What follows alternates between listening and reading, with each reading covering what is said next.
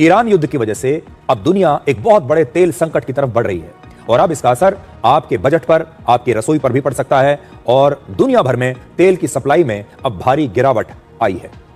आप यह समझ लीजिए कि अभी तक युद्ध की जितनी सारी तस्वीरें आप देख रहे थे, इन हमलों की तस्वीरें, इस आग की तस्वीरें, इन फाइटर जेट्स की तस्वीरें, इन मिसाइलों की तस्वीरें, अब हर उस हमले का बिल आप तक पहुंचना शुरू हो गया है। आपको भी इसका बिल भरना पड़ेगा।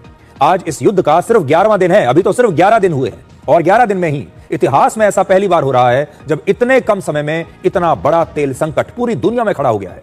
तेल की कमी की वजह से पाकिस्तान और बांग्लादेश जैसी कमजोर अर्थव्यवस्थाएं पहले ही बहुत परेशानी में आ गई हैं। दुनिया की ज्यादातर अर्थव्यवस्थाओं पर यानी ज्यादातर देशों पर अब इस तेल संकट का बुरा असर दिखना शुरू हो गया है। तो सबसे बड़ा सवाल आज यह है कि यह हुआ क्यों? दुनिया में हर रोज लगभग 10 करोड़ बैरल कच्चे तेल की सप्लाई होती है। एक अनुमान के मुताबिक अभी दुनिया में प्रतिदिन लगभग 2 करोड़ बैरल कच्चे तेल की सप्लाई कम हो गई है। पहले 10 करोड़ होती थी, अब 8 करोड़ हो रही है। यानी अभी तक कच्चे तेल की सप्लाई में लगभग 20% की कमी आ चुकी है। मध्य पूर्व के कुछ देशों जैसे सऊदी अरब ने हर रोज 20 लाख से 25 लाख बैरल तेल का उत्पादन कम कर दिया है। यूएई में भी प्रतिदिन 5 लाख से लेकर 8 लाख बैरल तक तेल का उत्पादन कम हो चुका है, जबकि इराक ने भी प्रतिदिन लगभग 30 लाख बैरल कच्चे तेल का उत्पादन कम कर दिया है। आपने ये देखा होगा कि हाल के दिनों में लगातार तेल की रिफाइनरीज पर हमले हुए हैं दोनों तरफ से। पिछले कुछ दिनों में दुनिया भर में जिस कमोडिटी में सबसे ज्यादा उतार चढ़ाव देखने को मिला है वो है कच्चा तेल यानी क्रूड ऑयल। युद्ध शुरू होने से पहले यानी 27 फरवरी को दुनिया में कच्चे तेल की कीमत थी $72 प्रति बैरल। युद्ध शुरू होने के 10वें दिन यानी 9 मार्च को इसका भाव लगभग $120 प्रति बैरल तक चढ़ गया और आज जब मैं आपको यह खबर सुना रहा हूं तो आज तेल का भाव है लगभग $91 प्रति बैरल। यानी 120 तक गया और अब थोड़ा कम होकर $91 पर आया है आज, लेकिन युद्ध होने से पहले, शुरू होने से पहले $72 था भाव। अब आप ये समझ लीजिए कि इस युद्ध में मिसाइल से जो हमला हो रहा है, जो नुकसान हो रहा है, उसका बिल आप तक पहुंचना शुरू हो गया है और इसका आपके घरेलू बजट पर भी असर पड़ेगा, इसलिए आप भी तैयार हो जाइए। अब आपको यह बताते हैं कि इस युद्ध की वजह से दुनिया भर में कच्चे तेल की सप्लाई चेन कैसे टूट गई और इसे लेकर इतनी ज्यादा चिंता क्यों है। दुनिया भर में अलग अलग रास्तों से कच्चे तेल की सप्लाई होती है। स्ट्रेट ऑफ मलक्का जो इंडोनेशिया, मलेशिया और सिंगापुर के बीच में है, वहां से पूरी दुनिया का लगभग 29% तेल गुजरता है। यह दुनिया का सबसे व्यस्त तेल मार्ग है। मध्य पूर्व से चीन, जापान, दक्षिण कोरिया और एशिया के देशों में जाने वाला तेल यहीं से होकर गुजरता है और इसी तरह से स्ट्रेट ऑफ हॉर्मुज से लगभग 26% तेल गुजरता है। खाड़ी देश जैसे सऊदी अरब, इराक, कुवैत, यूएई और ईरान का लगभग सारा के सारा तेल इसी रास्ते से होकर पूरी दुनिया तक पहुंचता है। इस समय इस इलाके में युद्ध चल रहा है और फिलहाल इस रास्ते से कच्चे तेल की सप्लाई लगभग बंद हो चुकी है। अब दुनिया भर में अलग अलग रास्तों से कच्चे तेल की सप्लाई की जा रही है, लेकिन इससे कुछ खास फायदा होगा नहीं, क्योंकि दूसरे रास्ते बहुत ज्यादा लंबे हैं और मध्य पूर्व ही तेल निर्यात का सबसे बड़ा केंद्र है, क्योंकि जो ऑयल प्रोड्यूसिंग कंट्रीज हैं बड़े बड़े, वो सब मिडिल ईस्ट में है, पश्चिम एशिया में है और यही वो देश हैं जो सबसे ज्यादा प्रभावित इस समय हो रहे हैं इस युद्ध से।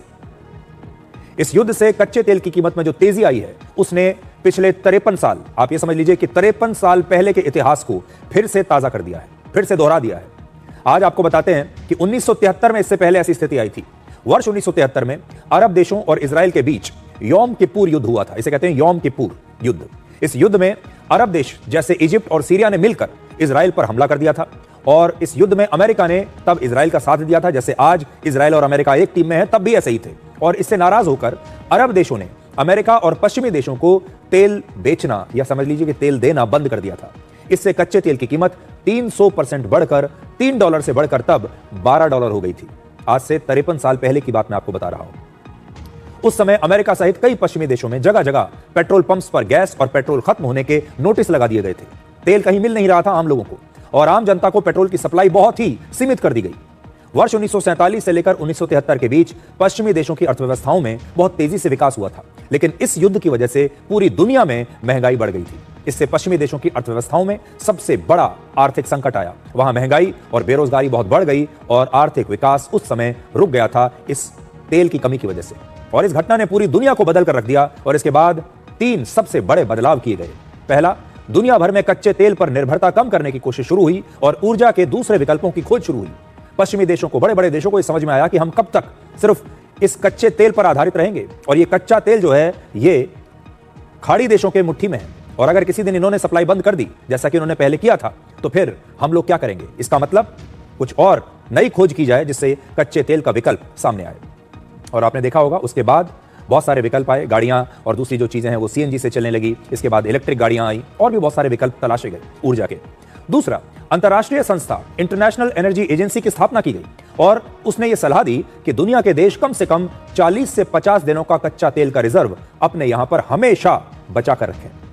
इसीलिए आपने देखा होगा कि जो बड़े बड़े देश हैं, अच्छी अर्थव्यवस्थाएं, वो कम से कम 40 से 50 दिन का तेल का रिजर्व अपने देश में बचा कर रखते हैं कि मान लीजिए कभी कोई ऐसी क्राइसिस की स्थिति आ गई, कोई आपातकाल ऐसा हो गया जैसा कि इस समय चल रहा है, तो हमारा देश रुके नहीं। कच्चा तेल का रिजर्व हमारे पास होना चाहिए लगभग 2 महीने का।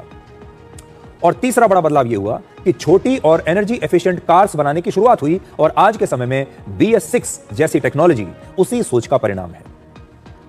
तो ये 3 बड़े बदलाव 1973 के बाद किए गए, जब पश्चिमी देशों ने यह देखा कि अगर किसी दिन तेल की सप्लाई रुक गई तो उनका पूरा देश ही रुक जाएगा। वर्ष 1973 के बाद दुनिया में कच्चे तेल में कब कब बड़ी बड़ी तेजी आई है और क्यों आई है, अब जरा यह भी देखिए। वर्ष 1990 में इराक और कुवैत युद्ध के दौरान कच्चे तेल में लगभग 173% की तेजी आई थी। कच्चा तेल $15 प्रति बैरल से बढ़कर $41 प्रति बैरल तक पहुंच गया था। उस समय के हिसाब से यह बहुत बड़ा जंप था। इसके बाद वर्ष 2007 और 8 में दुनिया भर में कच्चे तेल की मांग तेजी से बढ़ी। कच्चा तेल 1 साल से भी कम समय में $51 से बढ़कर $147 प्रति बैरल तक पहुंच गया।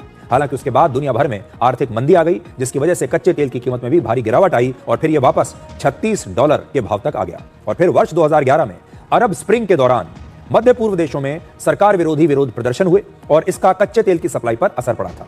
और तब भी जो है इसी प्रकार की स्थिति हुई थी। अरब स्प्रिंग के दौरान भी 55% बढ़ गया था कच्चा तेल।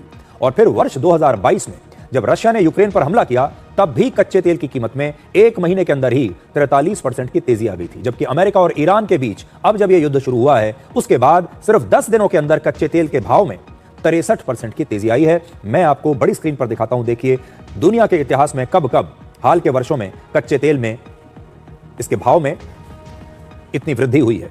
खाड़ी युद्ध के दौरान 173% हुआ था दुनिया भर में, फिर 2008 में 188%। ऐसा शायद पहली बार हुआ है कि इतने कम दिनों में कच्चे तेल की कीमत में इतनी बड़ी तेजी आई है। इसलिए दुनिया भर में बड़ी बड़ी सरकारें, बड़े बड़े देश चिंता में हैं कि अगर यह युद्ध ज्यादा दिनों तक चला तो फिर से दुनिया भर में वर्ष 1973 जैसे हालात बन सकते हैं और इसमें कोई भी सरकार कुछ खास कर नहीं पाएगी। जैसा कि हमने आपको बताया था कि इस युद्ध में लगातार कच्चे तेल की रिफाइनरीज पर हमले हो रहे हैं। आज अबू धाबी में ईरान के ड्रोन हमले के बाद अपना एक रिफाइनरी प्लांट बंद कर दिया गया है। ये देखिए, अबू धाबी पर आज एक हमला हुआ है ईरान की तरफ से और इस प्लांट में हर दिन लगभग 9 लाख बैरल कच्चे तेल को रिफाइन करने की क्षमता है। अब इसे भी बंद करना पड़ा है। तो इससे पहले अगर आप देखें तो ईरान ने जो दूसरे अपने पड़ोसी खाड़ी देश हैं, उनकी ऑयल रिफाइनरीज पर काफी हमले किए हैं। यानी जो तेल की सप्लाई है उसे बाधित करने की कोशिश की जा रही है। स्ट्रेट ऑफ हॉर्मुज को भी बंद कर दिया गया है ताकि उससे भी तेल दूसरे देशों तक ना पहुंचे। और अबू धाबी में जो नया हमला हुआ है